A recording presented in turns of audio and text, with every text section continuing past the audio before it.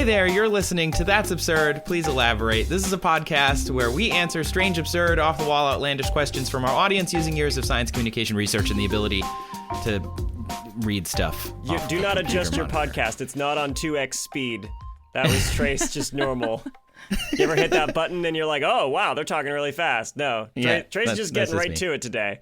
It's a busy week, okay? Jeez. I'm Trace Dominguez. I'm a science communicator, host of PBS's Stargazers. This is my co-host and friend, Julian. Yep, I was just invited to this for some reason. Trace was like, let's make a science podcast. And I was like, I'm not doing anything. Yeah, sure, let's do it. And then also today we have a third person in our podcast, a science writer and producer based in D.C., the executive producer and co-host of Tiny Matters, a podcast from the American Chemical Society, Dr. Sam Jones. Hello. Hi. Thank you for having me. Thank you for being on. Dr. Jones? Doctor, I can tell you a lot about a very specific, niche area of science. Cannot help anyone in a plane emergency or anything really valuable. Unless that plane emergency is specifically about something biomedical. What kind of plane emergency could you help out in? If the flight attendant comes running through the plane and is like, this is happening in the cockpit. Emergency. We need a doctor. What's going to make you jump on your feet and be like, this is my moment? Okay, is there you need to know about a RNA degradation pathway that's very specific to neural development, and I can help you. Honestly, that sounds like a perfect alien thing. It's just the people down and the tower have snapped and they won't clear us for landing unless somebody has the answer to how this RNA degrades. And then I will be the hero. That's it. You will land this plane. RNAs on a plane. They're kind of snake-shaped, right? Yeah, they're snakish. Right? Yeah. They get all kind of curly. And yeah, I don't know.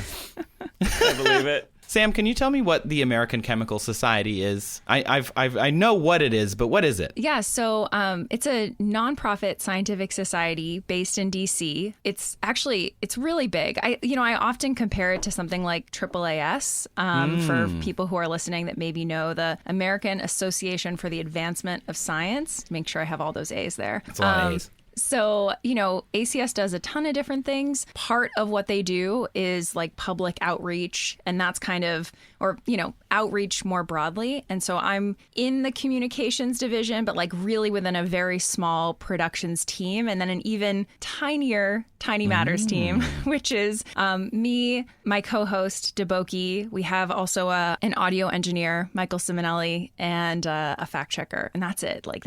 We have a little crew. But yeah, so ACS does a ton of things. A lot of it is specific to chemists and, people, either academic chemists or chemists within industry. There's a whole section that does more general outreach. It sounds very official. I'm surprised that you ended up here on our corner. Yeah, what happened? Did the plane steer you to the wrong place on landing? For people who haven't listened to That's Absurd, Please Elaborate before, typically each host or guest answers a question, like I mentioned at the top, from our audience. And this week, Julian is going to start with a question that we received from you, Sam. Yeah. So, Sam, do you remember exactly the question that you asked? Oh, my gosh. It's so funny. I asked, and then I have not looked at it since. I have the exact wording, but I'm going to need your state of mind you were in when you had this. So our question comes from one Dr. Sam Jones. It is, if all humans never had to poop again, how would it affect the world? Yeah. Wow. Dr. Jones, would you care to elaborate what can I say? on your mindset?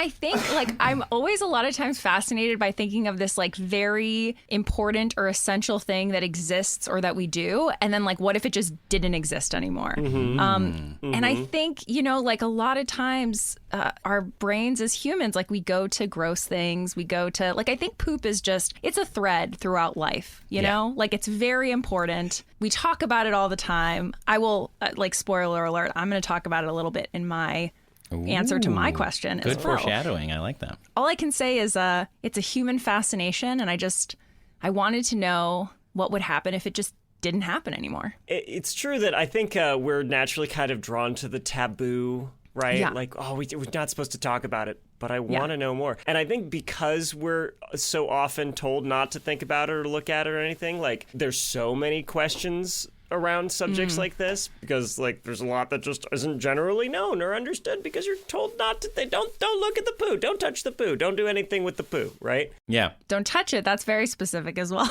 Yeah, Julian has had this. We've talked about this before, Julian. Don't touch it. It's Julian. just sitting Julian. there. Julian. It's all warm. Don't. Okay. Right. So what if humans never had to poop again? Which Trace and I like to go into like how the question is asked, right? And it's like the way you asked it wasn't like if we never had to poop in the first place. It's what if we never had to poop again? So like starting now, me, everybody listening, no more pooping. Yes. Then what?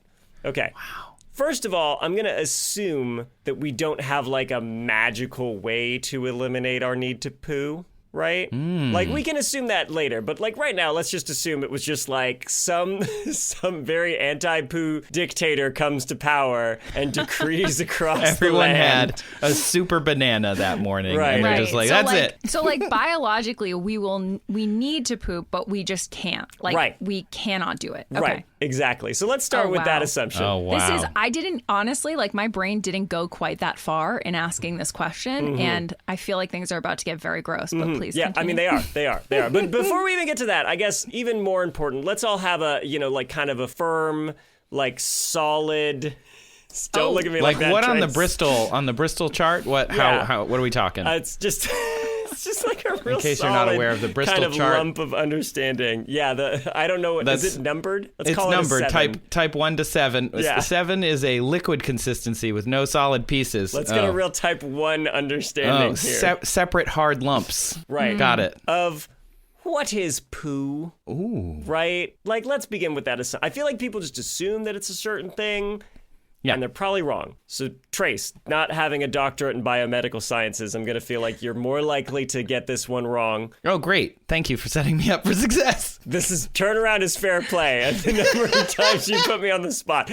Be grateful you're not doing it in haiku form. That's true. Thank you for that. What is poo? It is the waste of us.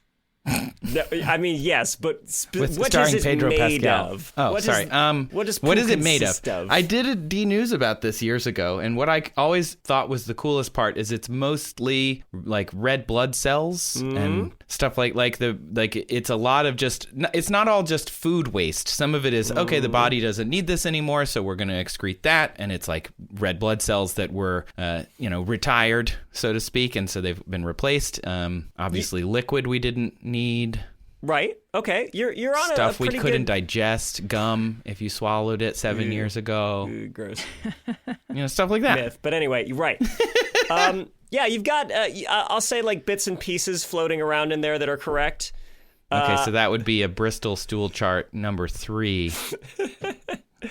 So the majority of the mass of poo is liquid. It's water, right? It's about 75% of poo is just water. So now of the dry mass of your stool, actually a ton of that is bacteria. Anywhere from 25% to 54% of stool is bacteria, and it's either dead bacteria or still alive bacteria. And this makes sense because your large intestine, when you eat, right, and after it goes through your stomach and gets broken down and whatnot, and then it goes into your small intestine is actually absorbing the nutrients out of your food. And then once it goes through that big, long, tunnel and gets to your large intestine, that's kind of like the afterburner of your body, right? Like the stuff that your body couldn't break down goes into your colon, and this area has a lot of bacteria, and these bacteria can break this unused food down, and the bacteria byproducts we can then break down into energy. So it's kind of like a little assist from the bacteria right at the end there, right? Thanks, bacteria. Thanks, bacteria, buds. So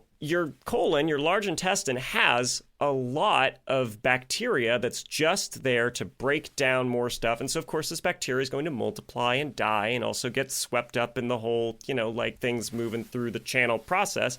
And so that's why they make up 1/4 to more than half of your poo. So it's not even your poop, it's just bacteria poop. A lot of it's dead, or more accurately, bacteria corpses, right? Just like a lot of dead bacteria biomass, and a lot of. You think there's like a bacteria in the toilet that's just like, oh God! God, no! Getting separated from its family. Like, yeah, it's I'll just find you. And then it travels through the wastewater treatment system. That would be like a weird Pixar movie. You know what? Everything else has had feelings. Why not bacteria? Feelings have had feelings in those movies. Come on. Yeah, exactly. So, and then the rest is stuff that you couldn't break down, and fats and oils, stuff like that. And you're right about retired red blood cells. That brown color, stercobilin, is from broken down red blood cells and bile, and that's kind of what gives it poop its color. That's interesting. I was also thinking, like, it does make sense when you said bacteria. That was one of the things I was going to mention, but I wasn't, like, if I had been asked, but I was not thinking it would be anywhere near as much as you said. Definitely. But it kind of makes sense, because if you think about it, like fecal transplants, right? Like, really, it's to get microbes and reintroduce microbes into someone else's gut. And so, like, if there's wasn't a lot of bacteria or live microbes, like, why would we bother with feces? That's right. That's right. And like I said, they are kind of like a middle microbe to more energy for you from your food. So they're useful. They're helping us out, and we need them. Fun sidebar, I was once in the room for a fecal transplant. Wow. How did that? Did you wander in, or were you invited? How? I was invited. His name was Ryan, and he needed some help with his gut, and so they gave him a fecal transplant, and he was like, yeah, you can stay. And the doctor who was doing it was like, yeah, he signed the paper, you can stay in the room. So I was there the whole time. He was like, it was really, really interesting. And there's a camera on the end of the scope, and he's all the way up in his small intestine, just like dropping liquefied poop inside of this other person's body. It was wild. If there's a fecal donation program, do you think they call it like take a crap, give a crap? Or I really hope so. Did you know the fecal transplant donation program? We talked to a donor for this piece as well, and they like to. They're in Boston, this company or nonprofit or whatever, and they're like, it's harder to get into this program than it is to get into Harvard because you have to have never had antibiotics ever. What? Because it messes with your gut microbiome. So they're like, there's a huge questionnaire you have to fill out. And if you meet all of these, then you have to, even if you get in because of your gut microflora, you then have to poop at roughly the same time every day, because you have to do it near their offices. Like, they have a bathroom that they let you go to the office, you knock on the door, they give you a tray, like a bowl. You go put the bowl in the toilet, you poop in the bowl, and then you bring it back to the office so that they can process the actual poop that you just pooped out. So you have to drive to their offices every day. They pay you for this, of course, but it's like, it was a wild story. Wow. Yeah. These people are the real heroes. That's incredible. Right? That's a lot. They really give a crap. They really do give a crap. Okay, so now let's imagine dictator comes to power. They're very anti-feces for whatever reason. They say, that's it. No more pooping. The health complications for people, let's just say, it would be bad for the individuals who are no longer pooping. Who would this dictator be? Would it be Vladimir Putin? Vladimir no pooping. If you have, prolonged constipation, if you're pooping, everybody's different. But if you're in general pooping less than 2 times a week and you're still eating, you can actually start filling up that colon with poop. And you can get a condition called megacolon or even toxic megacolon, which is bad. My new favorite insult for people on the freeway in LA. Also, good band name. That guy's a toxic megacolon. Is that the lead singer of Toxic Megacolon? The lead singer? Yeah, where, your colon, your large intestine just fills up with poop and grows and gets bigger. It can extend all the way up to your rib cage. Ooh. Yeah. Oh, what? Yes, something to think about. Yes. And of course, with that comes the risk of it bursting. Oh my. Yeah. Yeah. So it's like, what's the timeline? Like, what's the timeline there? If you just stopped, like, is it like a month before you could risk that? That's a great question. A lot of the research I found about people not pooping actually has to do with children who, they have like a painful experience and they sort of get freaked out to poop. And so they just hold it. Yeah. And they can go like months without, without poop, months. Right, but I wouldn't recommend it. And there is the risk that, your internals, like a big balloon, just swells up beyond any size that it was made to really handle. and then it could burst. And yeah, and so there's a lot of medical complications, right? Obviously, around the rectum, you can get hemorrhoids where, your veins are bulging out around your anus. You can get fecal impaction, so dry poop fills the rectum, and you can't push it out after that, so it makes future pooping worse, which is part of the problem these children have. Like, no, it just gets worse every time I go, so they are more inclined to hold it. You can get rectal prolapse, where your butt falls out of your butt. Your butt falls out of your butt? Your butt falls out of your butt. Yeah, your rectum drops down and falls through the anus. And then you can also have urinary and bowel incontinence from weak pelvic floor muscles. It's bad. If you don't eat, you can go a long time possibly without pooping. There was a Live Science article about a British man who, right before being arrested, swallowed a bag of drugs, they suspect. And so the cops were just waiting for him to poop it out. And so he, in turn, was just not eating so he wouldn't have to poop. And he had gone over a month. But a problem might be malnutrition. And you can do liquid feeding, basically, but it's difficult to do long term. So if everybody stopped pooping, maybe we could switch to liquid nutrition, but it's not ideal. So let's assume that there's a magical reason why we don't need to poop. So we don't all swell up full of poop and stuff. So let's imagine what the world looked like if just magically this dictator also had a wand that was no more poop, and then nobody had the need to poop anymore. It was just whisked away from us somehow. First of all, you might be surprised how much you didn't have to poop anymore. Does anybody want to take a guess at how much poop the average adult makes annually? Annually? Oh, wow. Sam, in pounds? I will accept pounds or kilograms. 50. That seems I was going to say 200. Ooh. Let's do some math. Hang on. Wait, before you tell us. Let's work together, Sam. Okay. We're talking 2 poops a week. Then we're talking 52 weeks a year without taking a break. Let's assume you didn't have a constipated week. Let's say 3 poops a week. Yeah, 2. I feel like 2 is pretty low. 2 seems low. I was thinking 4 to 5. Okay. If you're 2 or fewer, you might be constipated. So let's assume 3 to more. I was even thinking what if it was I think a lot of people can poop every day, one a day. Every day. I'm an everyday guy. Yeah. So let's say you get a pound of poop a day, 365 pounds of poop. Right. But half a pound a day. I feel like a pound is a lot. I remember once reading that you can lose up to 2 pounds just from excreting waste. Because they were if you're going to weigh yourself after you go to the bathroom for this, for something or other. I can't remember why interesting. I read that. Okay. So maybe it is 300 something pounds a year. I was thinking it was more in the 2 to 300. 50. Yeah, hundreds. Yeah. Low end hundreds. Yeah, your math has led you in the right direction. Apparently, an average adult flushes about 320 pounds of feces down the toilet each year, or 145 kilograms for our non-freedom unit listeners. That's more than I thought, frankly. 320 divided by 365 is 0.88 pounds of poop a day. Mm-hmm. Okay. That sounds about right to me. Yeah. Yeah. Wow. That's a lot. That's a lot of poop, which means, assuming, a man lives to the average age of 76, that's about 24,320 pounds of poop in a lifetime, or 11,030 kilograms. Wow. That's a lot of poop. That's a lot. That is a lot. Yeah. And women who get to live longer, about 25,920 pounds. So good way to go, ladies. Good for us. Yeah. Yeah. You're number 1 in number 2. Okay. Wait, hang on. So I use this website called The Measure of Things to give me good explanations of what those things are. How much is a bathtub? And it'll say that's about this or about that. 0.88 pounds is about as heavy as an American football. Okay. Or about as heavy as a soccer ball, a football. So both footballs. Yeah. Or about as heavy as a can of soup. Okay. So that's the weight you're losing when you when you go to the can. Got it.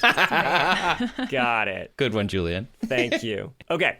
So that's a lot.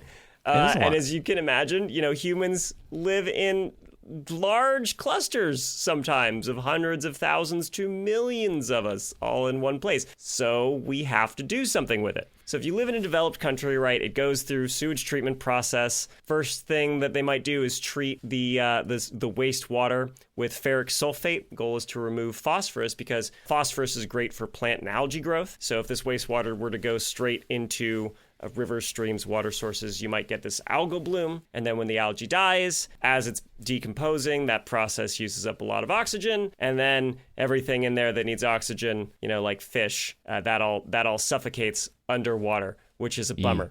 Yeah. So we treat it that way. And then they take it to settlement tanks, right? And they let the solid waste sink to the bottom, and they call it sludge, which is gross. And the oils and fats and stuff that were also in the waste, that they bubble up to the top, and that's scum. Another super gross name. And so like sludge, scum, like these are just the we words need to rebrand. themselves. Like you feel a little bit icky. Yeah. Listen, I was walking my dog and I happened to meet a guy who works at the LA sewage treatment plant, and that guy was the most direct person I've ever spoken to. He's like, yeah, I work at the plant. Oh, we're going to have to bleep that. That's and fine. I respect it. All right. Yeah. Those people have no bones about what they're doing. They're not like us over here clutching our pearls and like, ooh, poo poo. They're like, people take dumps and we deal with it. You're welcome. And I mean, and we are grateful. Yes. We should be.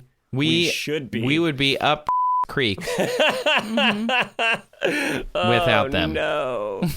The television show. No. We need would to bleep all that have one. to sit at home not pooping, watching Schitt's Creek. I will take that punishment, actually. It's a great show. It is a great show.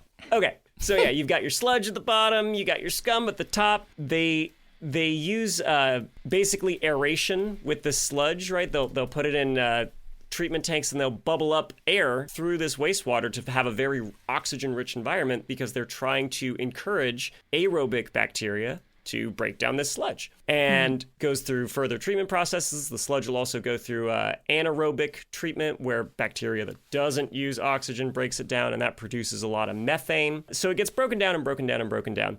The methane can be recaptured and burned for electricity, which is fun. The sludge itself can further be dried and formed into, ready for another gross term? Cake. Oh, no. Yeah, seems not a nice food until product. you think about it, and then it's cake. Gross. Yes, they form it into like solid bricks of cake.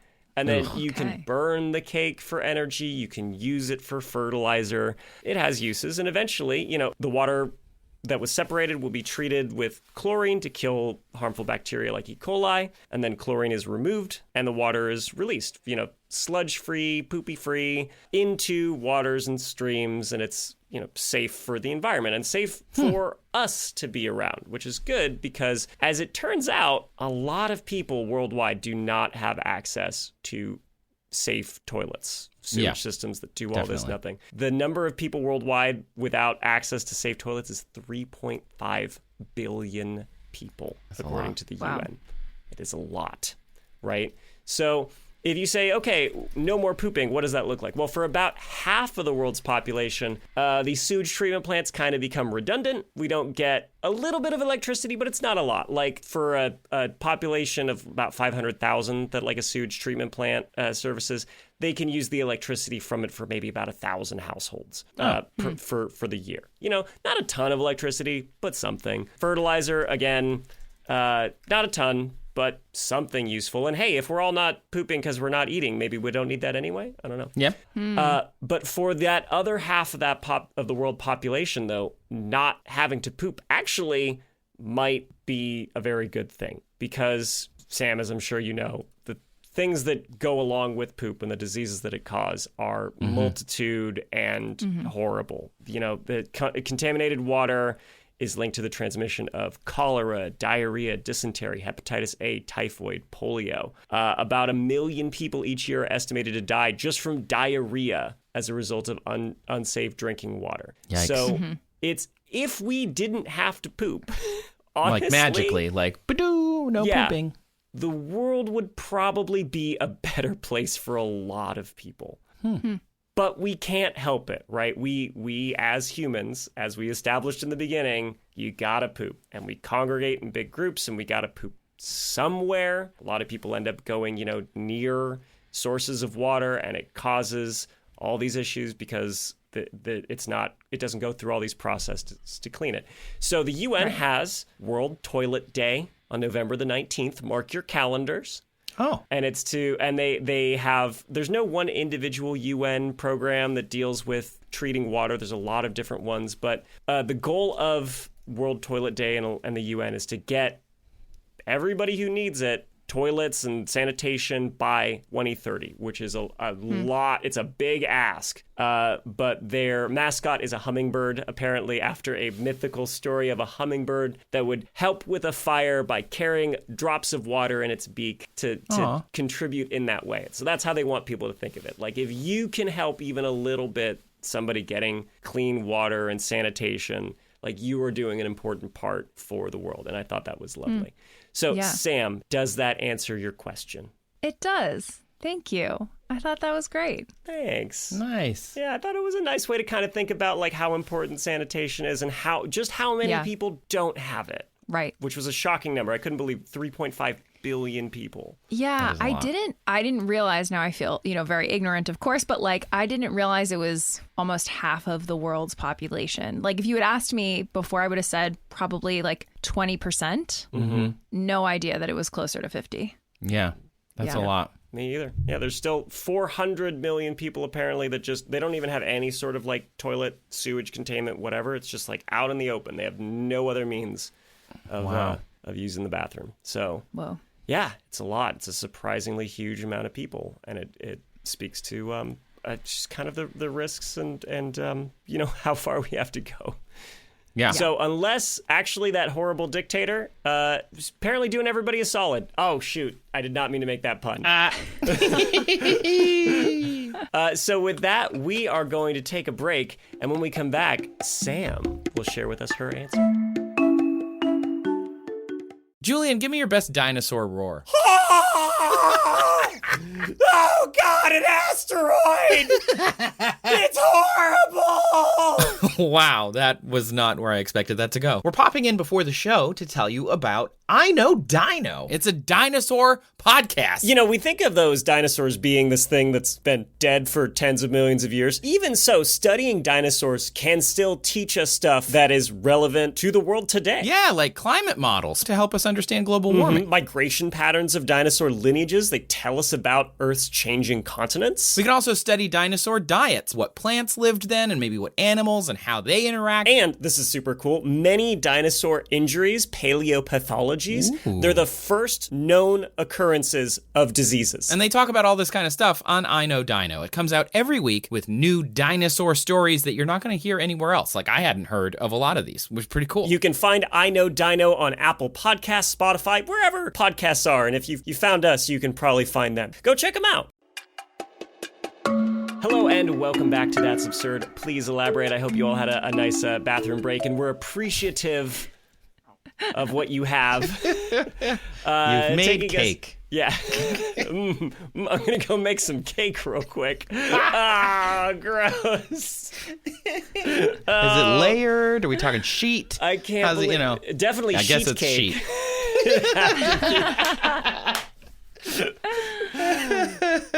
Gross. Well, Sam, I sure hope you don't have anything gross to share with us for your question.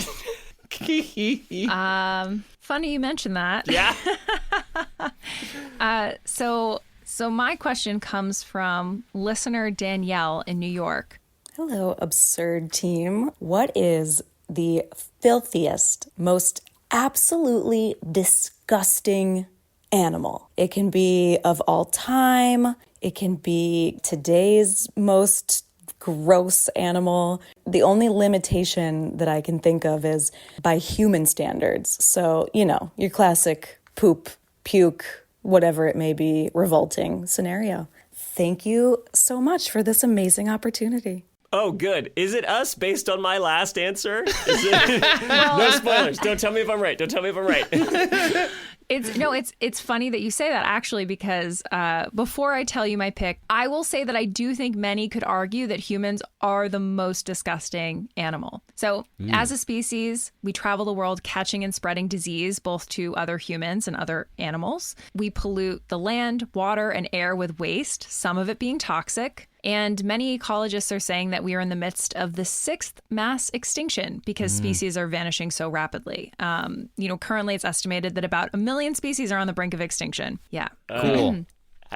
Is that from our agriculture and hunting, or is that mostly because we're so disgusting? Like, what's the breakdown on that? Do you know? I think it's just like it's a lot of things, right? Like a lot of them are human, like human induced climate change related. Some of it is like toxic waste or just like using up resources that then animals no longer have access to. We really do a lot. Like we're terrible. We're just Swiss Army knife of destruction. No, we're not good for the earth. So, but I personally still don't find us to be the filthiest and most disgusting. I think, I'm a bit biased as a human. I think we're just the most deplorable is really what I'm saying. Interesting. Okay, that's not better, but still I feel better about it. Okay. Yeah. Well, so long as I smell nice. Yeah. Call me what you want. Yeah. Okay, so here's where I'm going with this. There are so many animals out there that poop and urinate on themselves or each other, that will worm around in flesh, that will feed on dead, decaying things. So as I was researching this, it became clear that figuring out what the filthiest, most disgusting animal is really just kind of a pick your poison situation. Like, this is very subjective. But, but I think I came up with a good one. Oh, okay. Okay. All right. So now, with all of that as context, I'm going to tell you my pick, but I'm wondering, do you think that I chose an animal that lives on land or in the ocean? Oh. See, in my head, okay, here's what in my head, living in the ocean, you're cleaner because you're always in the water. So you're just like, I don't know. I'm going to tell you, I think I've said this on the podcast before. I don't like biology that much because it's so gross. Because everything's so gross, and I have a good sense, like a strong sense of smell. So like, I don't like things that smell bad.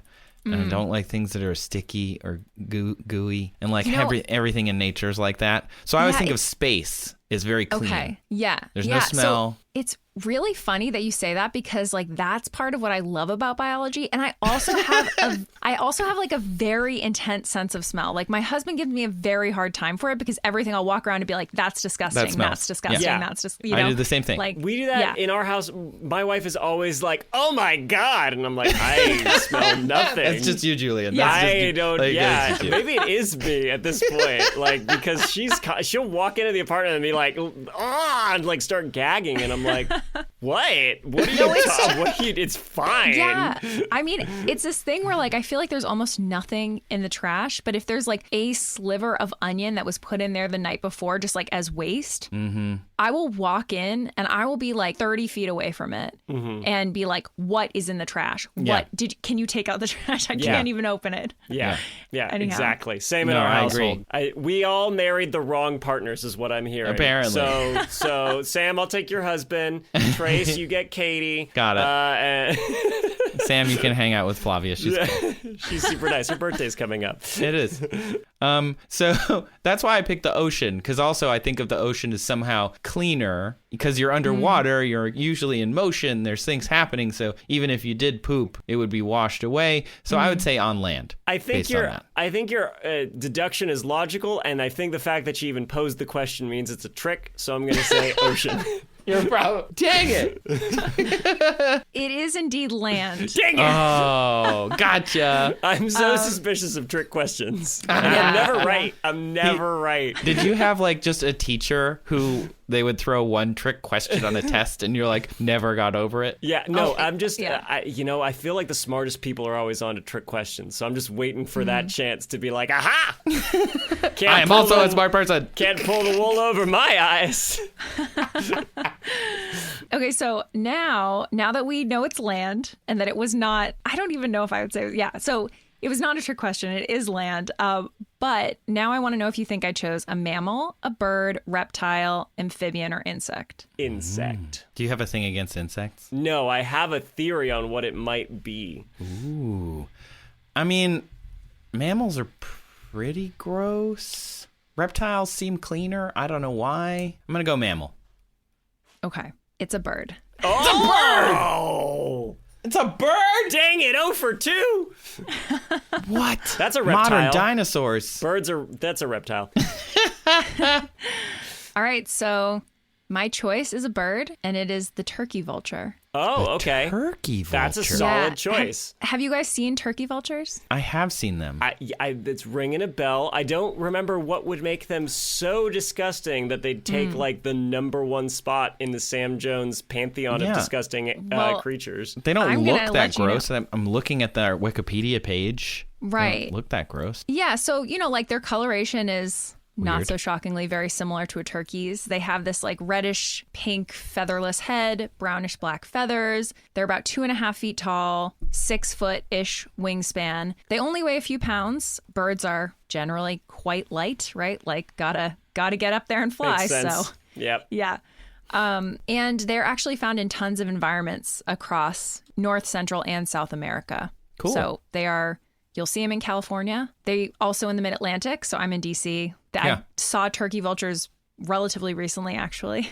Oh, cool. Swarming a dumpster. So that was cool. Oh, Okay, disgusting. They're natural prey. Yes, yeah. Okay, so I will say that turkey vultures, they have a lot of overlap with other vulture species in terms of being disgusting, but they seem to be better documented than most. And so I felt like I could just bring more to our conversation with turkey vultures specifically. And plus, I thought this was pretty fun. There is this account of Charles Darwin seeing a turkey vulture when he was on the ship the Beagle in 1835, which was the trip that inspired his best known work on the origin of species. And so in seeing a turkey vulture from the deck of the ship, he called it a, quote, disgusting bird, unquote, whose bald head was, quote, formed to wallow in putridity, unquote, which is like, you hear the word putrid, but like putridity just has like such a, I don't know, it has like such a oomph to it. Putridity. Yeah. They don't write like they used to in the 1830s, I tell you what. Did they open for maximum, what was it? Maximum expanded toxic colon? megacolon. Toxic megacolon? Oh, putridity. They're opening for toxic megacolon. What a show that would be.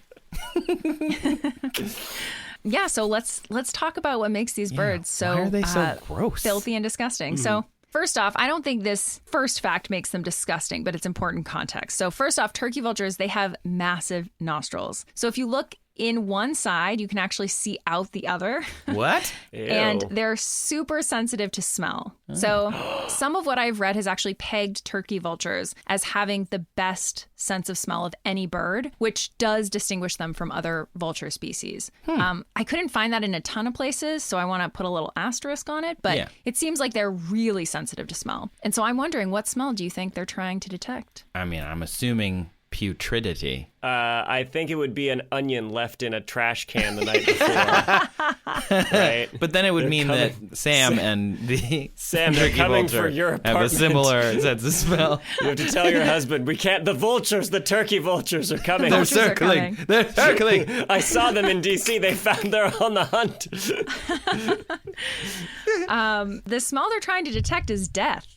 Yeah. So, like other vultures, they are carrion feeders. So that's Carrion. Oh, not like the baggage? Yeah. Yes. Okay. So carrion is rotting flesh. The other Merriam-Webster definition for it, which I thought was kind of funny to read in this context, is, quote, flesh unfit for food. But I guess really it just depends on who you ask. Yeah. Yeah, true. Yeah. A couple of my vegan friends would be like, oh, so all. All fine. Yeah. So turkey vultures, they smell this rotting meat, pretty rotting dead stuff, pretty early in the process of decay. And so other vulture species like condors, for example, will actually follow them to the carcasses. So I feel like they're kind of like leading the charge in terms of grossness a little bit. Yeah. And then just a kind of cool little factoid. This isn't gross, just neat. I had no idea, but apparently in the 1950s, scientists were really trying to figure out if vultures detect dead, decaying stuff by sight or by smell. And the story goes that a Union Oil Company employee told at least one of these scientists, that vultures would congregate at the spots along gas pipelines where there were leaks. And it turns out that this key odor compound in decaying stuff is ethyl mercaptan, which is the exact compound that companies will add to odorless natural gas so that people can smell if there's a leak. So that like rotting egg smell thing, right? Yeah, it's like this like sulfury, right? Like kind of, it's pretty gross. It's a pretty gross smell. That's really neat. Like that they could use these turkey vultures to, one, find leaks, but also that would show exactly what they're trying to find. Are they looking for it or smelling it? And they're like, well, there's no dead thing here. There's just the smell. I can't imagine the disappointment on the turkey vulture's face when like they like, oh, sweet dinner, and then it's just like Yeah, this they're like, pipe. where is it? Yeah. Do birds Is it drool? in the I'm just pipe? picturing them Like in a cartoon being like flying toward it, just so amped up. And then they're like, what? No. Yeah, no.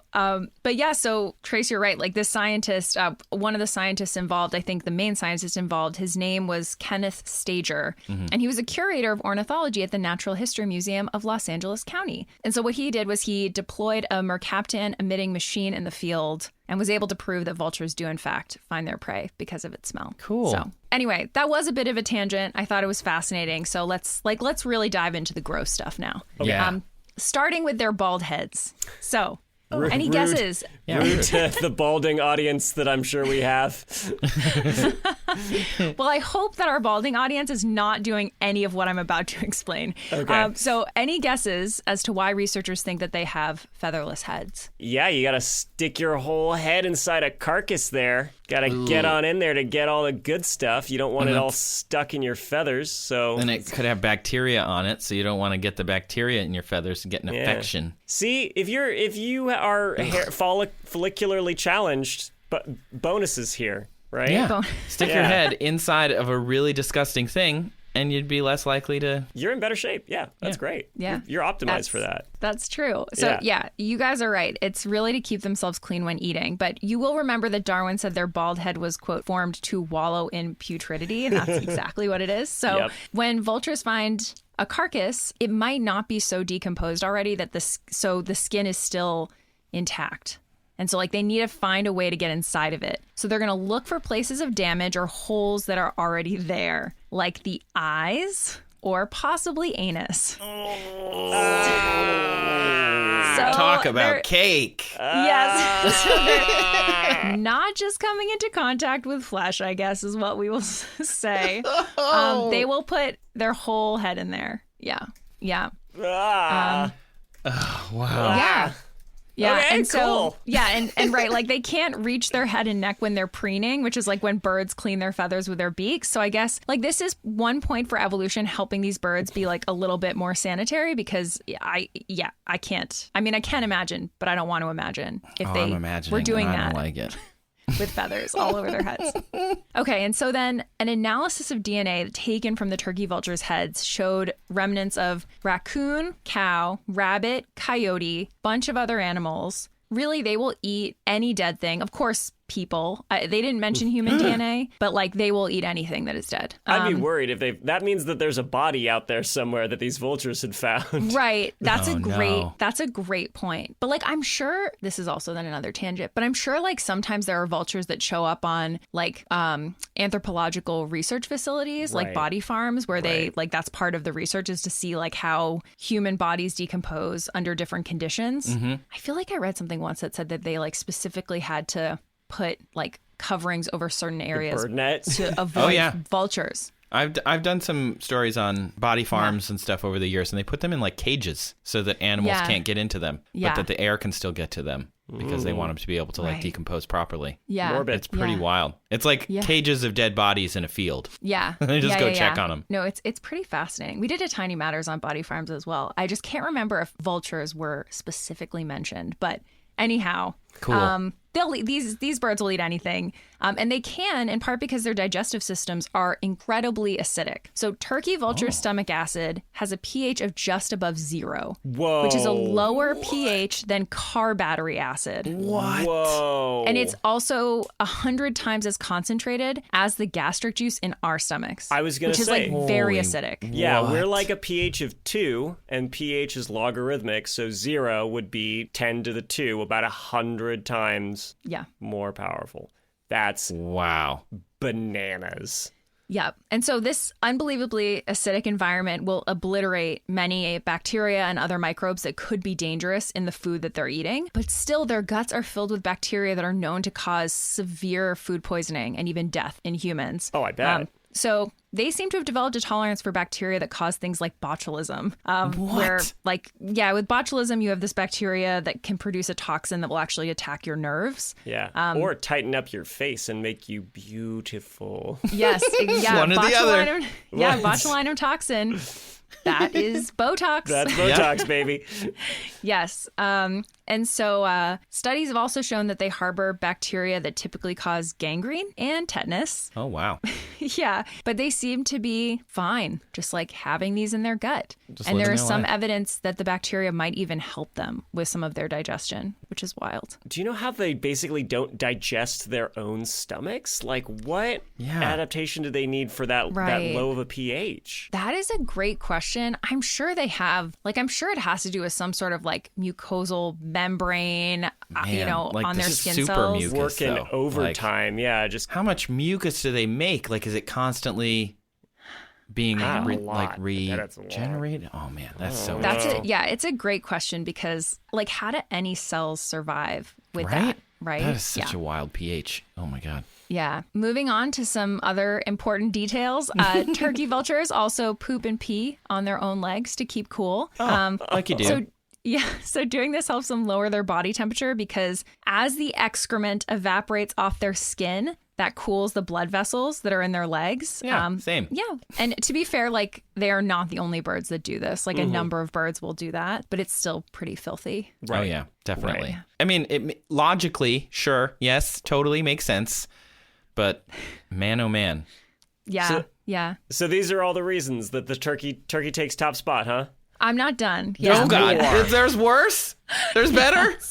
There's a little more for you. You know what, Sam? At the start of this, I said, I find biology disgusting and oozy and stinky and gross and smells bad. Maybe I should have kept that to myself.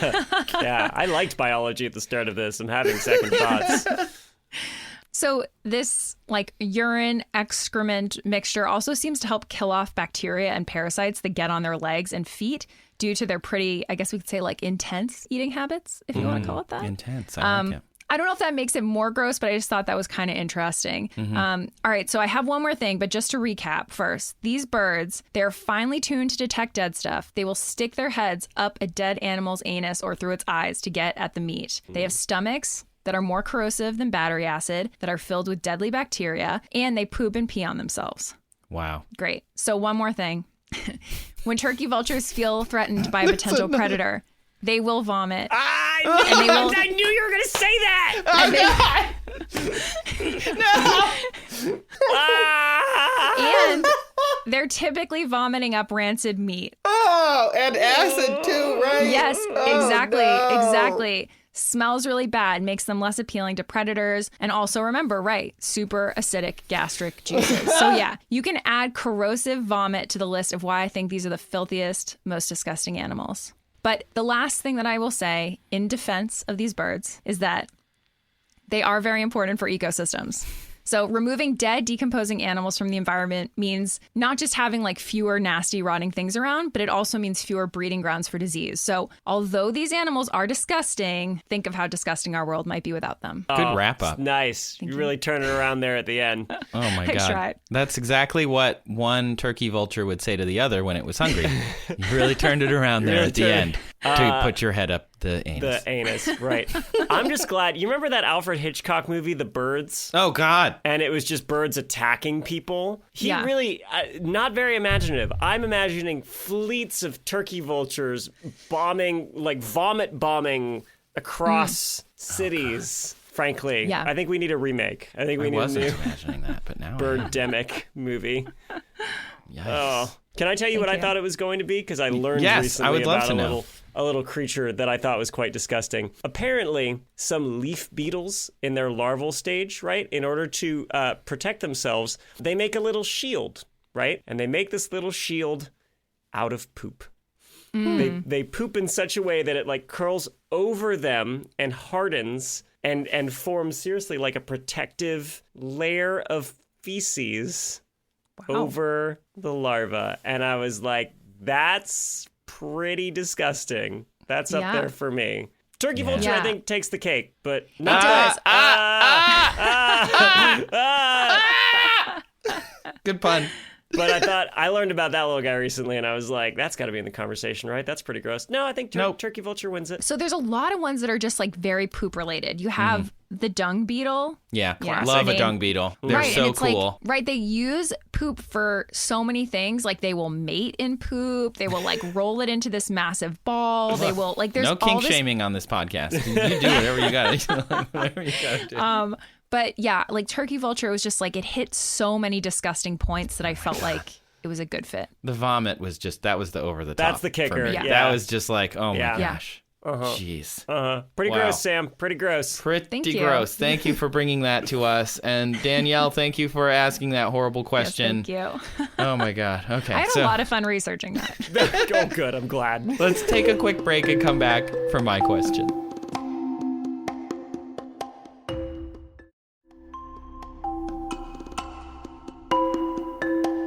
Welcome back to That's Absurd. Please elaborate. I'm going to throw it over to Trace, who has another question from a listener.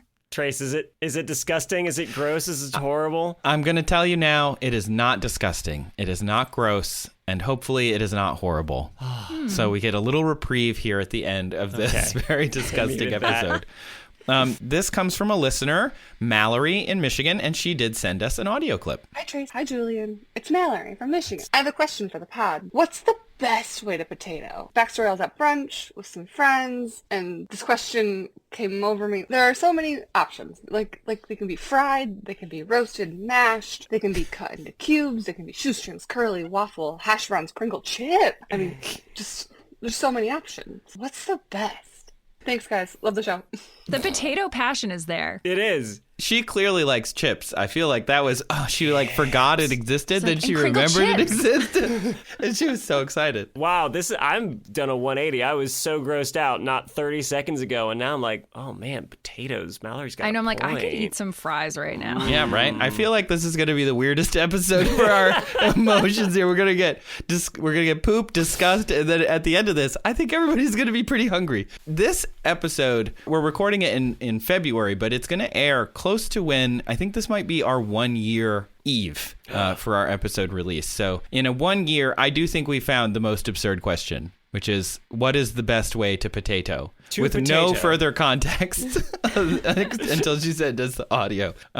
Firstly, I'd love your opinions if you have best way to potato. Yeah, that's the thing I'm hung up on, right, is the way it's asked of the best way to potato. Like, potato is a verb.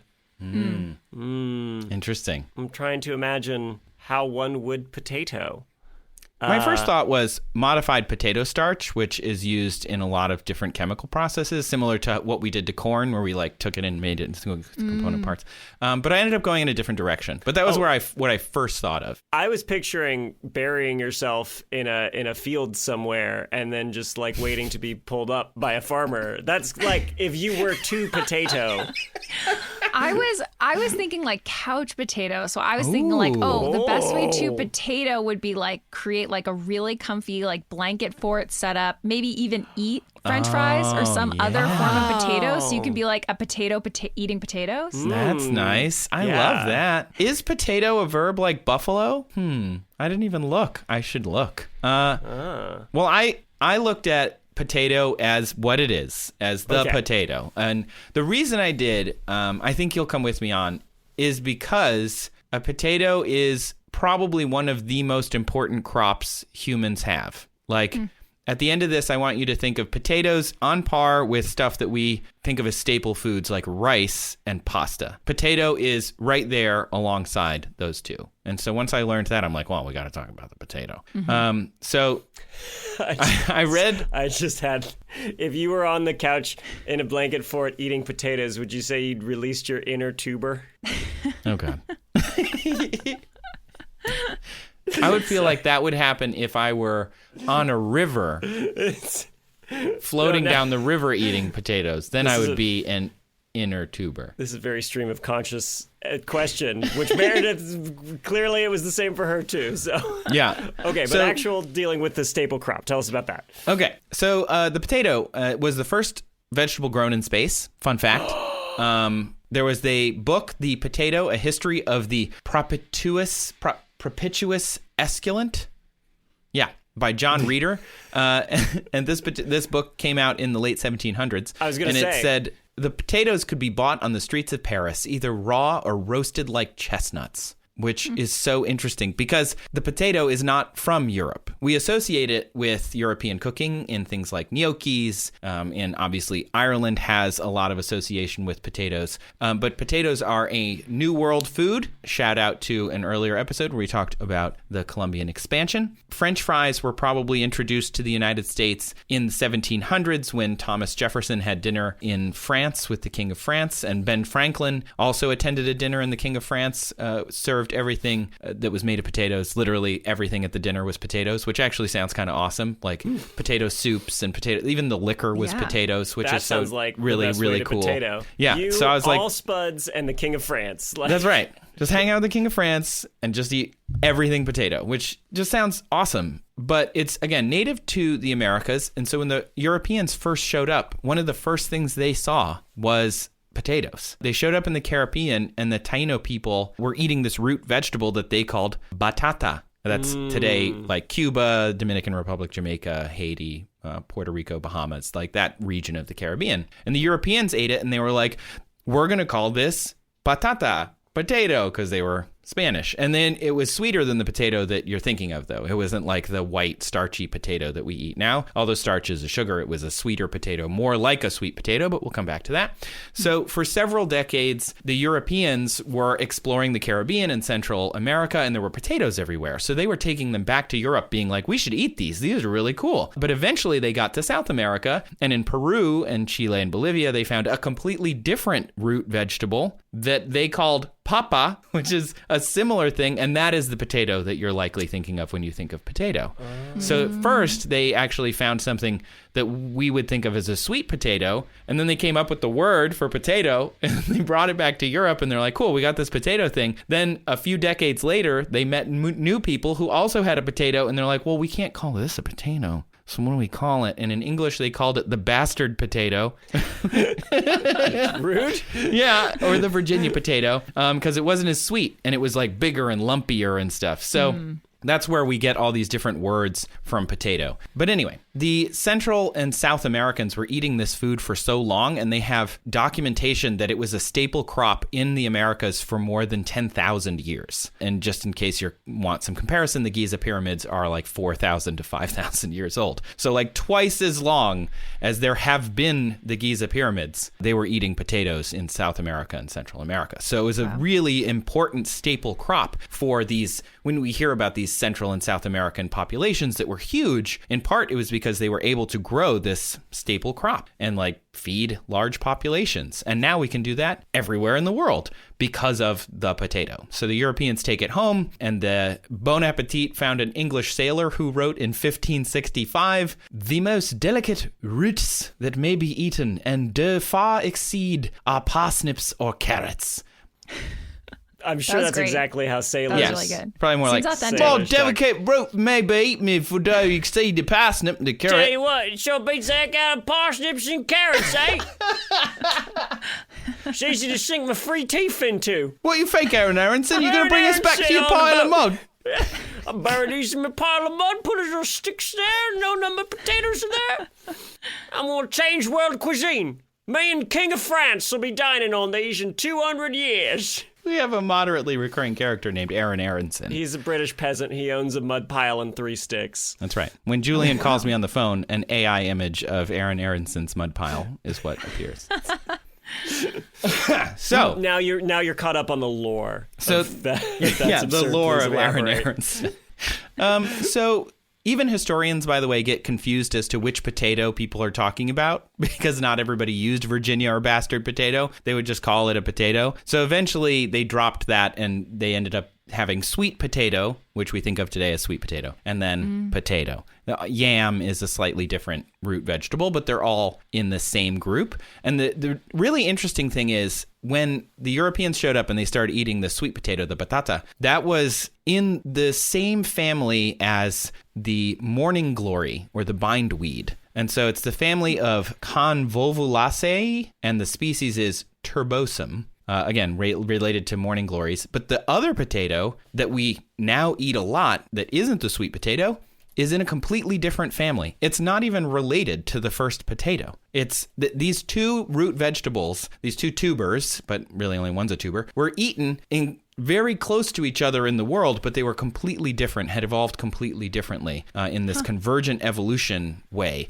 where they both had this like big, thick underground root vegetable that you could pull up and eat. The new potato, the second potato they found, is in the family Solanaceae. It's a nightshade family. There's 2,700 different species, and that's the one we eat today. Also in that species are bell peppers, chilies, and eggplants. So these are the potatoes that we have. So I'm just wondering, like, when you go to the grocery store and it's like golden potato, russet potato, all these things, like, are those species or are they just like variations? Like, we've just messed with this original potato and like with dogs, right? Like, you know, I have these dogs that look very different from a lot of other dogs, but like they're all the same species. Yeah, I think you're right that it's a variety. So it's just like we've bred these potatoes, we found them, and we said, oh, this one's really good. We're just going to grow lots of that one. Got it. In Peru, they have something like 3,800 different varieties of potato in every different color combo. We usually only eat a couple of those in the U.S., like with a lot of our food systems. It comes to industrialized food systems can only grow things that can support industrialized growth. And so like we're not going to eat all these heirloom potatoes. We're only going to eat the russet, the red, the yellow, the white, the purple, the fingerling, and the petite, which are according to the Potatoes USA, the agricultural cooperative of potato farmers, the 7 different types of potatoes that we consume. So the Caribbean potato is how I'm trying to talk about it so that we can kind of keep them separate in our heads. So the Caribbean potato, people grow all over the world in warmer areas typically because it needs that. And then the Peruvian potato, the reason that it kind of took over is because it can grow at high altitudes, in cooler areas, in temperate climates, places like Russia, places like Ireland, places like Canada, you know, places that are away from the tropics. This potato grows very well. And I think that's really interesting. So the reason we associate it with Ireland is because it became a staple of the Irish diet by 1630. And the reason that happened is because before that, think about what people would eat without potatoes, right? We're going to eat rice. Okay, it's going to be very complicated to grow it. It takes very specific like ways to grow. And then once it's harvested, we have to process it. With grain, like with bread, which was the most common staple food in a lot of the world, you have to grow a grain, harvest it, process it, mill it, combine it with other ingredients, then bake it, and then you can serve it to eat. Whereas a potato, you grow it, pull it out of the ground, and cook it. That's it. Like, you're done. And so it's so much easier. It can become this incredible staple food.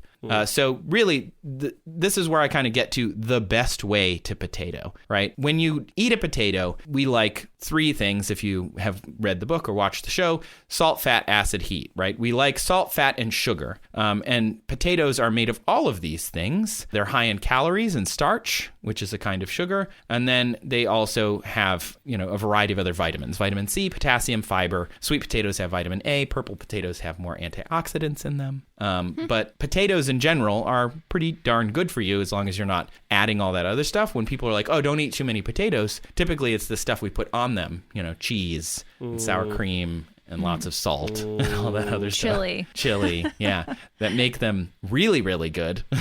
But that's the stuff where they're like, maybe don't eat too much.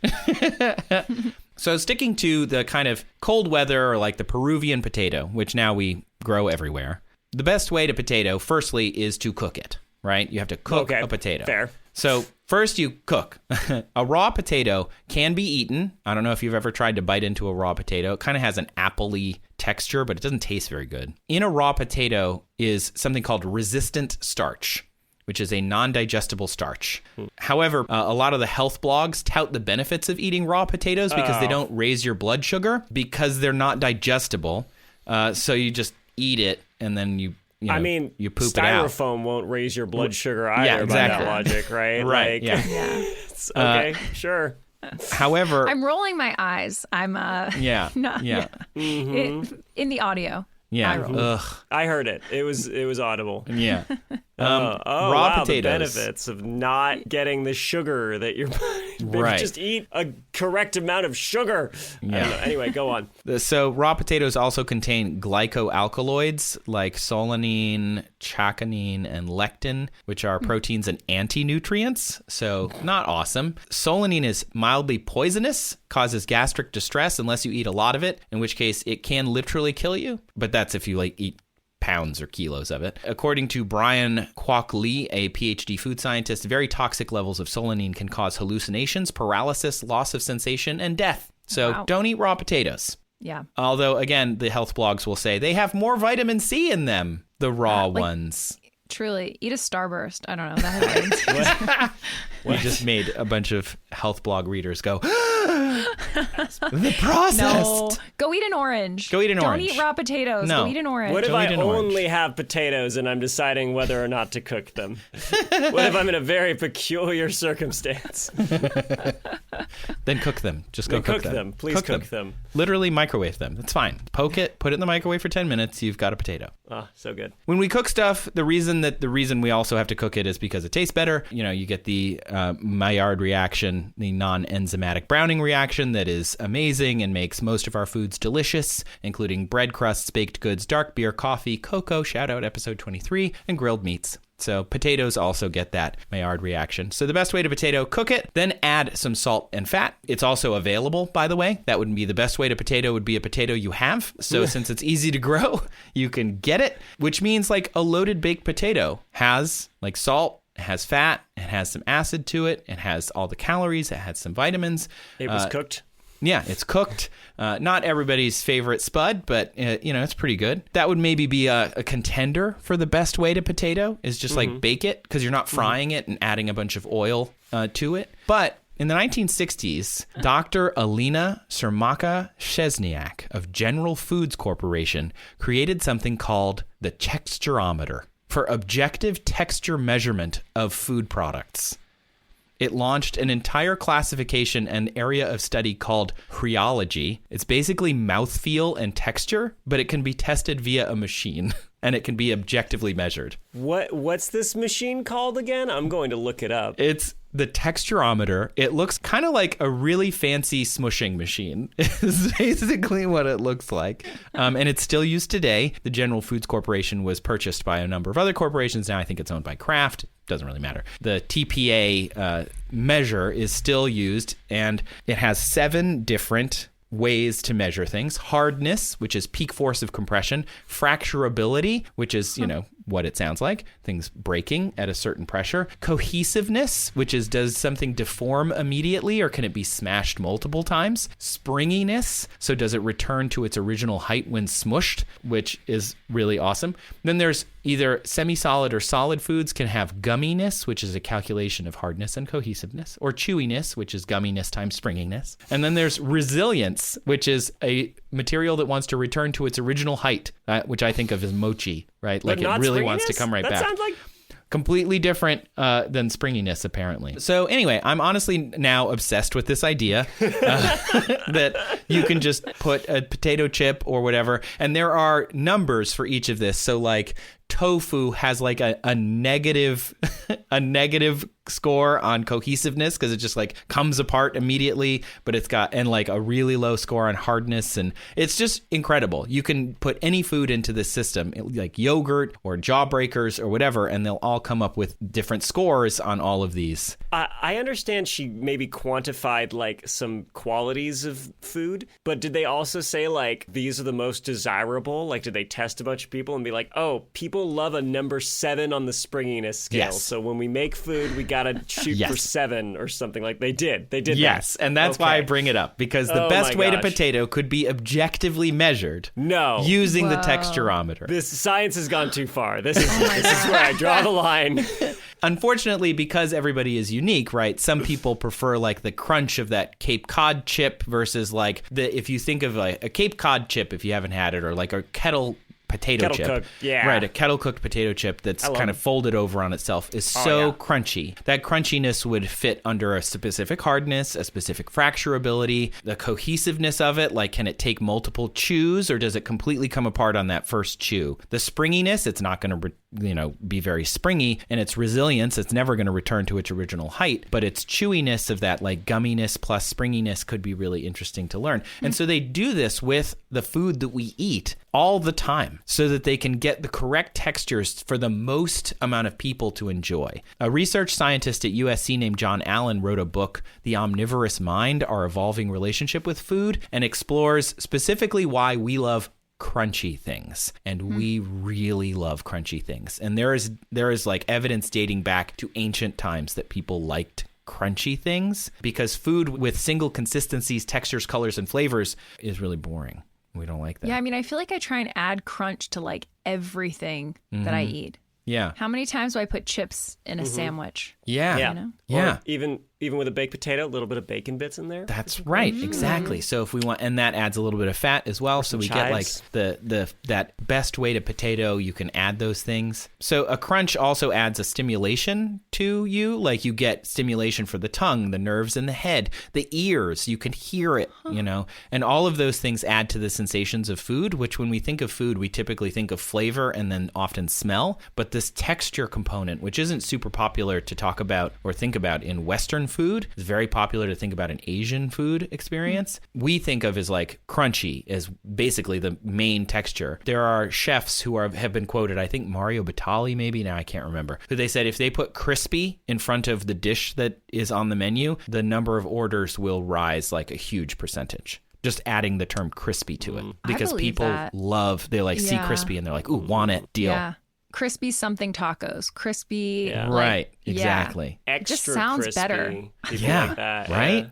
Yeah. So it also explains, by the way, why it's difficult to have mass quantities of food that satisfy all of these different things or satisfy, like hit the best, but also why the chip aisle is like entirely one type of food, right? That entire aisle at the grocery store is all of that. And part of that is because of this crunchiness that we spend a lot of time on. So the best way to cook a potato, or the best way to potato, is to cook it, then give it a pleasing texture, which you could get from Dr. Chesniak's texturometer, and give it a pleasing flavor, which involves salt and fat and some acid. And then, so that would mean maybe you have like a crumbly texture, like a hash brown, or you have a crispy texture, like a French fry, or that resilient texture, like a gnocchi, or a fracturable texture, like a potato chip. You could have a low cohesive score, like a mashed potato. And I think the best way to potato, I think, is all potato. Like all potato is the best way to potato. You cook it and you can do almost anything with it, which you can also do with other staple foods like pasta. Can be almost anything. Rice can be put in almost everything. And like any other foundational staple food, the potato, even though we don't think of it that way, we think of it as like this kind of fun side or this fun other piece, is just the best way. That's it, just potato. I'll tell you the worst way to potato. Ooh. Yeah. Okay. Is it eating them raw and dying of whatever it is? Raw's good. Okay, I'll hallucinating? submit the second worst way to potato. Is it those smiley tater tot ones? Because those are really submit awful. Reheated French fries. Are the second worst way to potato. They're sad. Okay, so I did research that. Trace, why are reheated French fries the second worst way to potato, apparently? This is the best question, and I did research this. Yes. So French fries are amazing, right? Facts. It fits with the best way to potato. It's hot. It's got a texture element that's really pleasing, an outside crunch with an inside fluff. Actually, they usually use russet potatoes for this, for that exact reason. That russet potato has a lot of starch in it, and it doesn't break down as much when it's cooked, I guess. It like keeps some of its texture, and it's really nice. The thing is, typically, when you make a French fry, you would slice it up and then you would soak it in water for a long time so that the water is absorbed into the potato. Then you would fry it. And then when you fry it, sometimes you would even double fry it. When you fry it, what ends up happening is the water gets kind of trapped in there and the outside gets all crispy. Right? Starch molecules actually was described in a book that I was reading for this episode, are sort of, think of them like a little balloon. And when that happens, the little balloon fills up with the water that has been absorbed by the potato. However, as it cools, the water leaks out of the starch molecule, and that makes the outside crispy texture kind of go wonky. So you end up with this like kind of wet thing, and you can't put the water back into the starch molecule. Even if you refry it, you just put oil into the starch molecule. If you bake it, then you're just dehydrating the entirety of the food product. So it's never as good, even reheated, as it was the first time, because you just can't get it back to that spot, which I think is awesome. That makes a lot of sense. That's why it's gross. And that's why you got to make sure your potatoes don't get cold once you've fried them. because you can't get that water back into that starch molecule. Another fun aside, Planet Money did this incredible episode about the 1970s potato war. Mm-hmm. Do you know where most potatoes come from in the U.S., right? Idaho, right. That was not always the case. The main potato grower prior to the 1976 potato war was Maine, the state of Maine. It is so still random. Maine's number one crop. Wow. I did not know that. Yeah. It's shocking. It's potatoes, milk, and then eggs, 99% of U.S. blueberries, and of course, 90% of U.S. lobster. But otherwise, it's potatoes. Isn't that wild? That is. I would not have known that. Yeah. That is bananas. Yeah. Huh. Can I read you perhaps the most surprising quote I've ever read on all my time on the internet, and I went and I verified that it is factual? Yes. Do you want to hear it? And it's French fry related. Ready? Okay. This is the quote. See if you can guess who said this. The McDonald's French fry is unbelievable. When you bite into it, you think it's so tasty, it can't be real. As soon as it gets cold, it turns to lard and flubble. I mean, have you ever tried to eat a McDonald's French fry that's gone cold? That's one of the circles of hell. The gulf between the warm, fresh, lightly salted McDonald's French fry and the cold McDonald's French fry is as great a gulf as any I know. That's really good. Do you want to know who said that?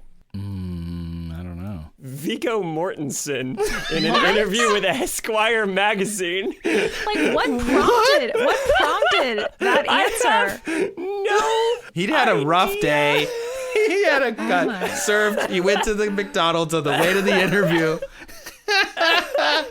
I remember reading that quote and seeing its tribute, and I was like, there's no way this is real. And I went and found it in Esquire, and it's true. And I'm like, what? It's like the most beautiful poetry about old French fries. Incredible. Yeah, it From is. Viggo Mortensen. It's very good. Oh my gosh, it's my favorite. Okay. So DoorDash analyzed its data. What do you think is the number one ordered potato product on all of DoorDash? Potato product? Yeah. Like there are different, ways to order potatoes. We've sort of mentioned some: French fries, hash browns, potato chips, pasta, et cetera, et cetera. Tater tots. I was going to say tater tots, yeah. Tots are number 6.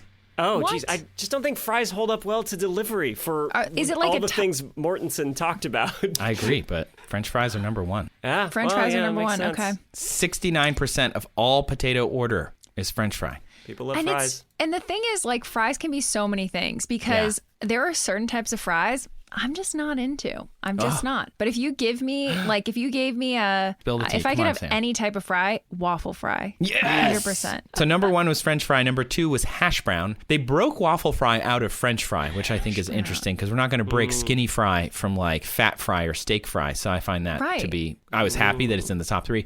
Mashed potato was number 4. Potato salad was number 5. And then tots. Then baked that's potatoes, shocking. potato skins, home fries, and then they also broke out loaded tater tots as a separate category, and that was like number 11 for some reason. Doesn't feel very scientific. Not Loaded particularly. fries then should be their own category. Yeah, which is why I didn't include it, because I was just like, what data I also, is this? honestly, like, I'm kind of shocked by this. Like, I'm not so shocked by potato salad.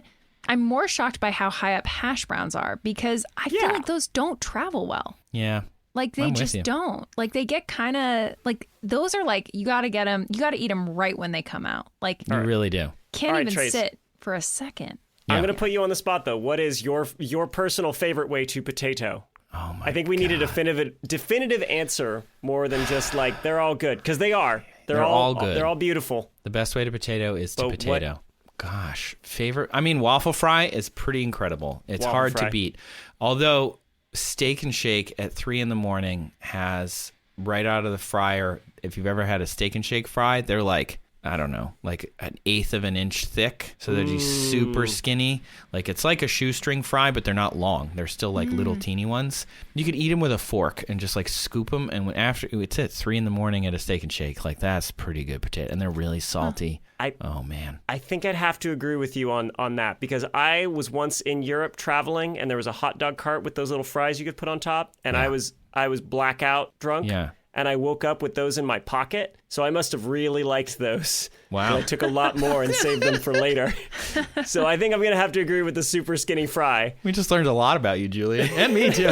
Sam, when you said there are some potato that you don't like to potato, I want you to spill the tea. What don't you like? Yeah, so like I'm not a huge fan of just like a standard baked potato. I think also my issue is I'm lactose intolerant, so I can't like slather a bunch of sour cream on it. You can't put cheese and sour cream on it, then why are you going to eat that? Yeah, exactly. I get it. Yeah, but I will say the other one that I think some people will take issue with are steak fries, like the really thick fries that are just very potato forward.